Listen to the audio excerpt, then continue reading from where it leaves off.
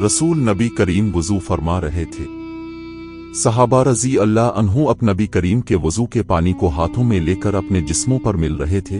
अब नबी करीम ने उनसे दरियाफ्त फरमाया कि वो ये काम क्यों कर रहे हैं। जो अब में उन्होंने अर्ज़ किया कि हम ये काम अल्लाह की मोहब्बत और उसके रसूल नबी करीम की मोहब्बत में कर रहे हैं। इस पर अब नबी करीम ने उन्हें वो 3 अमल बताए जो अल्लाह और उसके रसूल नबी करीम की मोहब्बत का बाइस हैं। गौर करने का मकाम है कि अब नबी करीम ने उनके इस अमल पर ना तो पसंदीदगी का इजहार किया और न ही नाराज हुए। पसंदीदगी का इजहार तो इसलिए नहीं किया कि अकीदत पर इक्तिफा अमल में कोताही का बाइस बनता है, और सहल पसंद नफस इस बात को काफी समझता है कि उसका ताल्लुक किसी खुदा रसीदा बुजुर्ग के साथ है, और ये बात इसको दूसरे जरूरी अमाल के बजा लाने में सुस्त कर देती है, जो कि इस्लामी तालीमात के खिलाफ है। इस्लाम तो अमल पर जोर देता है। रसूल नबी करीम अलिफामत को ये बात सिखाना चाहते थे कि अल्लाह और उसके रसूल नबी करीम के साथ मोहब्बत का तकाजा ये है कि इस्लामी अखलाक व अक़दार को अपनाया जाए। अक़ीदत के इजहार का यही बेहतरीन तरीका है। यही वजह है कि रसूल नबी करीम इस बात को पसंद न करते थे। अब नबी करीम किसी महफिल में जाएं तो अहल महफिल खड़े होकर अक़ीदत का इजहार करें। इसी तरह इस मौके पर भी अब नबी करीम ने पसंदीदगी का इजहार नहीं किया कि उनके वुज़ू के पानी को दूसरे लोग उक्दा इस्तेमाल करें। सहाबा रज़ी अल्लाह अन्हा के इस अमल पर नापसंदीदगी का इजहार नबी करीम ने इसलिए नहीं किया कि अब नबी करीम के वुज़ू का मुस्तमल पानी पाक था और उससे फायदा उठाया जा सकता था। आम लोगों के वुज़ू का मुस्तमल पानी पाक नहीं रहता, क्योंकि वुज़ू के पानी के साथ जहां आज़ा की गर्दो गुबार आमील कचल शामिल हो जाती है, वहां हाथे पांव, आंखों और कानों वगैरह के सगीरा गुनाह भी पानी में मिलकर उसे आलूदा और नाकाबिल इस्तेमाल बना देते हैं। मगर नबी करीम के आज़ा तो नूरानियत से भरपूर थे। अब नबी करीम के इस्तेमाल शदा पानी के आलूदा होने का कोई सवाल ही नहीं था। लिहाजा अब नबी करीम ने सहाबा को अपने वुज़ू के मुस्तमल पानी को इस्तेमाल करने से रोका नहीं, अलबत्ता उन्हें 3 बहुत जरूरी अमाल की तरगीब दी। पहली बात यह कि हमेशा सच बोलें, क्योंकि झूठ कबीरा गुनाह है जो कई दूसरे गुनाहों का सबब बनता है। ये बहुत बड़ी इखलाकी कमजोरी है। झूठ की आदत इंसान के इज्जत व वकार को खत्म कर देती है। झूठ बोलकर रोजी कमाने से रिस्क में हराम शामिल हो जाता है, और हराम रोजी इबादत और दाह की कबूलियत में रुकावट बन जाती है। झूठ को अब नबी करीम ने मुनाफकत की अलामतों में से एक अलामत बताया है। हजरत अबू इमामा बाहली रज़ी अल्लाह अन्हु से मरवी है कि अब नबी करीम ने इरशाद फरमाया, मोमन की तबीयत और फितरत में हर खसलत की गुंजाइश है सिवाय खियानत और झूठ के। एक मुत्तफ़िक़ अलैहि हदीस में है कि नबी करीम ने फरमाया, झूठ से दूर रहो, बेशक झूठ बोलने की आदत आदमी को सरकशी बिना फरमानी के रास्ते पर डाल देती है और सरकशी दोज़ख तक पहुंचा देती है। बस अब नबी करीम ने इस मौके पर भी अपने अकीदतमंदों को हमेशा सच बोलने की तलकीन फरमाई।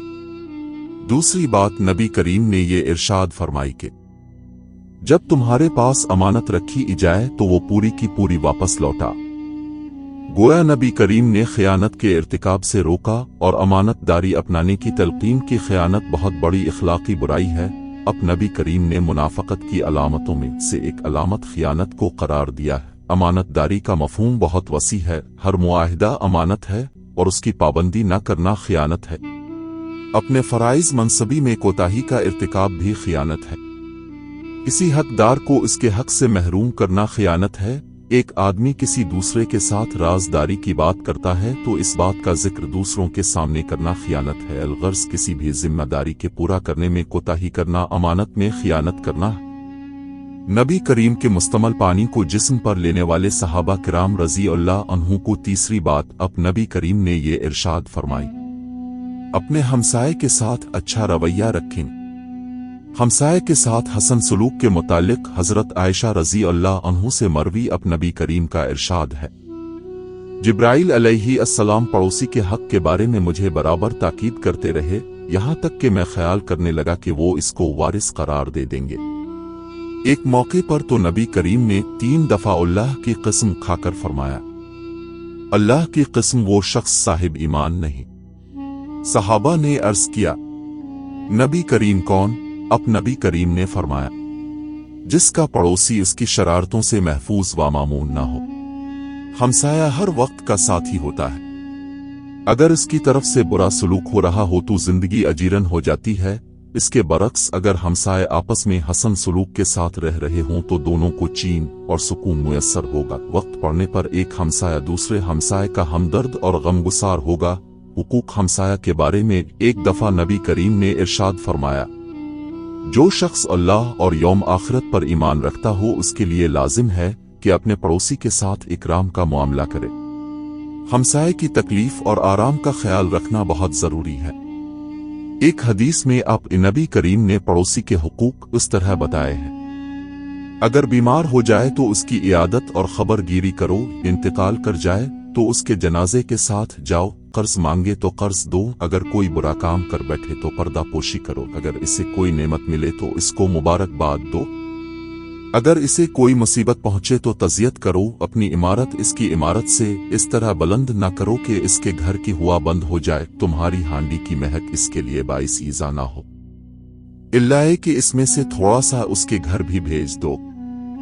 इससे मालूम हुआ कि हमसायगी का मामला बड़ा हसास है, इसलिए ऐसी हरकत कभी सरजद नहीं होनी चाहिए जिससे हमसाये को अजियत पहुंचती हो, बल्कि इसके बरक्स हर वक्त इस बात का ख्याल रखना चाहिए कि हमसाये को हर मुमकिन तरीके से नफा पहुंचाया जाए।